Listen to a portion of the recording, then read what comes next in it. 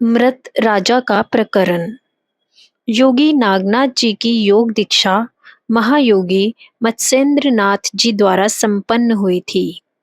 योगी नागनाथ पहले बद्रिका आश्रम में साधनरत रहे एवं तत्पश्चात हिमाचल प्रदेश में ज्वालामुखी में मंदिर के समीप घने वन में आसन जमाया।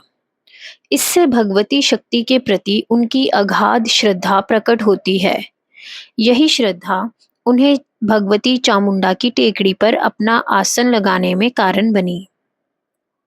एक दिन योगी जी अपनी कुटिया में विचार मग्न बैठे थे कि सहसा गुरुदेव मत्स्येंद्र नाथ जी के स्मरण से मन तरंगित हो उठा। गुरु दर्शन की उत्कट अभिलाषा बलवती हो उठी।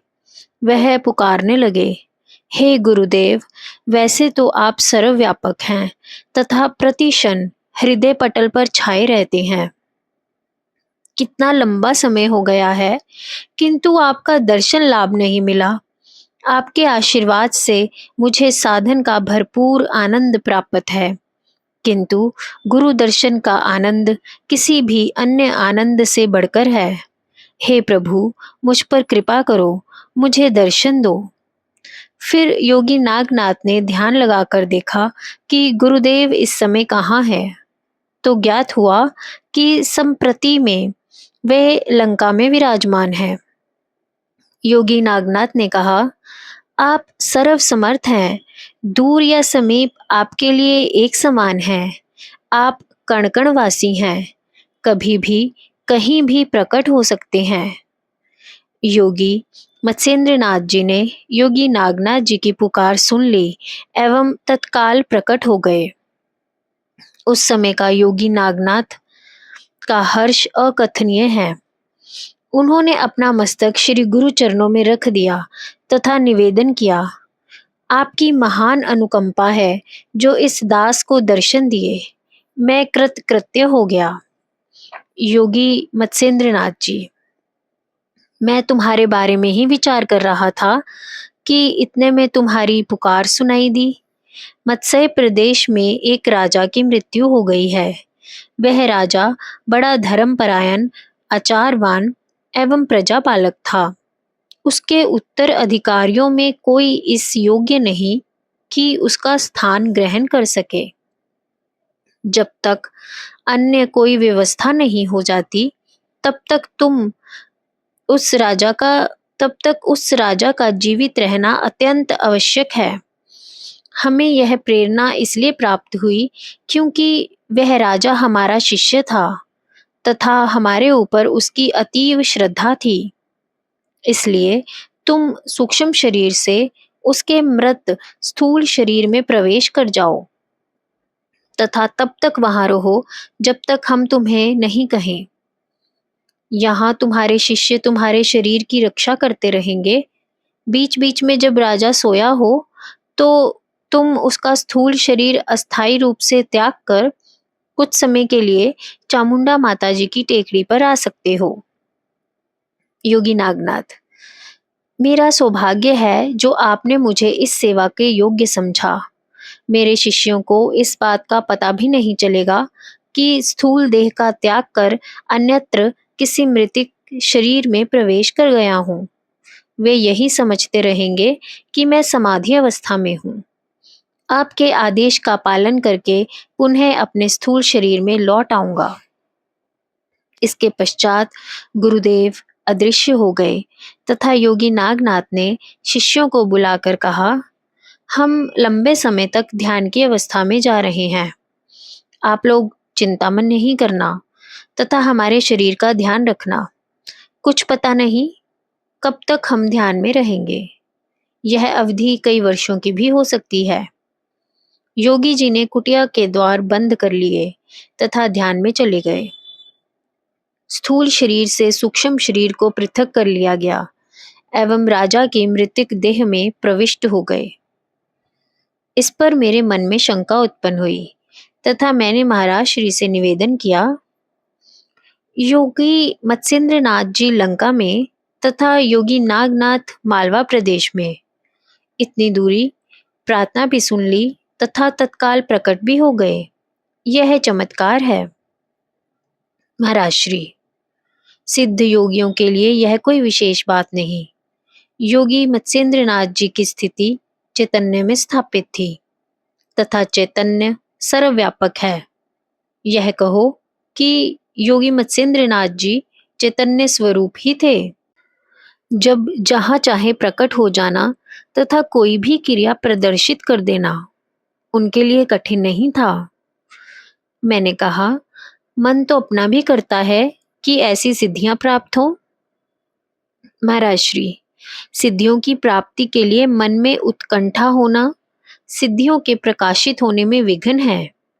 जो इनकी इच्छा नहीं करते, केवल भगवान के प्रेम तथा कृपा के लिए साधन में तत्पर बने रहते हैं, उन्हें एक के पश्चात एक सिद्धियां अनायास ही प्राप्त होती रहती हैं। अभी तक तो तुम्हारा साधन में श्री गणेश भी नहीं हुआ। कई पगडंडियों तथा विधियों में से निकलते हुए साधन के राजमार्ग पर आओगे। तुम तो अभी से सिद्धियों के स्वप्न देखने लगे। अभी तुम्हें प्रारब्ध, वासना तथा दृश्यमान जगत से भी मुक्ति नहीं हुई। अभी सिद्धियों की ओर नहीं, बल्कि साधन की ओर लक्ष्य रखो। योगी नागनाथ मृतक राजा के स्थूल देह में प्रविष्ट हुए तो वह जीवित की भांति उठ खड़ा हुआ। सांस चलने लगी तथा रक्त प्रवाह आरंभ हो गया। राजा के सगे संबंधी एवं प्रजाजन प्रसन्न हो गए। राजा अपने नित्य प्रति के उत्तरदायित्वों के निर्वाह में जुट गया।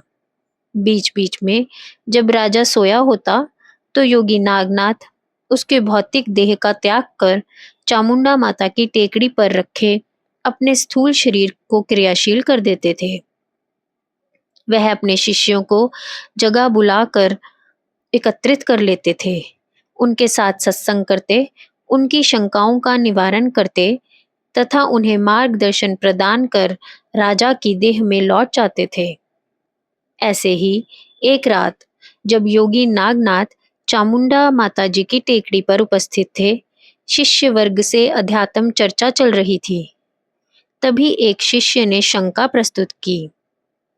हम आपके शिष्य साधन के लिए प्रयत्नशील हैं, किंतु कभी कभी आपस में मनमुटाव हो जाता है तो चित्त गिर जाता है तथा साधन में विघ्न उपस्थित हो जाता है।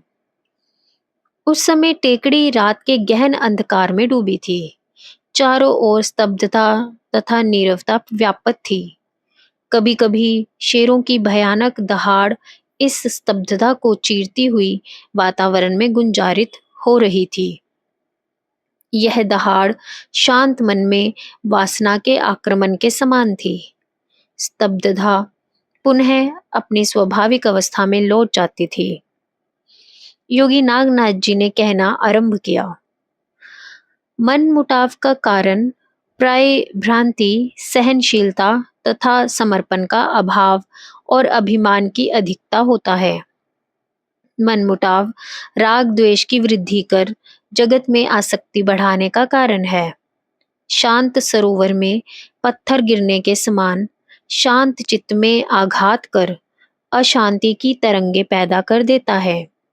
यह एक ऐसा अवगुण है जिसमें राग द्वेष, क्रोध, अभिमान आदि अन्य अनेक अवगुण छिपे हैं। यह चोर की भांति चित्त रूपी घर में अंधकार का लाभ उठाकर प्रवेश कर जाता है तथा घर के स्वामी को तब पता चलता है जब घर का सारा सामान लुट चुका होता है। जो व्यक्ति आपके साथ सज्जन बनकर मनमुटाव को बढ़ाने में आपकी सहायता करता है, उसके समान कोई शत्रु नहीं। उसे अपना हितैषी मत समझो। मनमुटाव नानात्म भाव की वृद्धि में सहायक है। जगत में मन के अधिक विस्तार का कारण है। क्रोध, द्वेष एवं वैमनस्य को बढ़ाता है, अपनों से लड़वाता है तथा चित्त को विक्षिप्त करता है। मनमुटाव चित्त रूपी बाड़े में एक मदमस्त हाथी के प्रवेश के समान है। मनमुटाव की बेल यदि एक बार पनप जाए तो बढ़ती ही जाती है। मित्रता में मनमुटाव पनपता है तथा शत्रुता के रूप में उसकी परिणति होती है। साधक को अपना हृदय इतना उदार बनाकर रखना होता है कि मनमुटाव उसमें प्रवेश ही नहीं कर सके। भगवान के प्रेमी भक्त का प्रभु के प्रति अनन्य भाव होता है। दूसरी भावनाओं, विचारों, अवस्थाओं, वृत्तियों तथा प्रवृत्तियों के लिए उसके हृदय में स्थान ही नहीं होता। उससे अर्धम मूलक अनुचित कर्म होते ही नहीं। यदि कभी हो भी जाए तो भगवान अपने प्रेम के तीव्र प्रवाह में सब बहा ले जाते हैं। आप लोगों में यदि मनमुटाव हो जाता है तो इसका अर्थ यह है कि आप में भगवान के प्रति प्रेम की कमी है। मानसिक प्रवाह जगत की ओर है, अन्य विषयों का आपके समीप अभी महत्व है। यदि परस्पर मनमुटाव समाप्त करना चाहते हो तो सब ओर से अपना मन खींचकर भगवान के चरणों में समर्पित करो। जय गुरुदेव।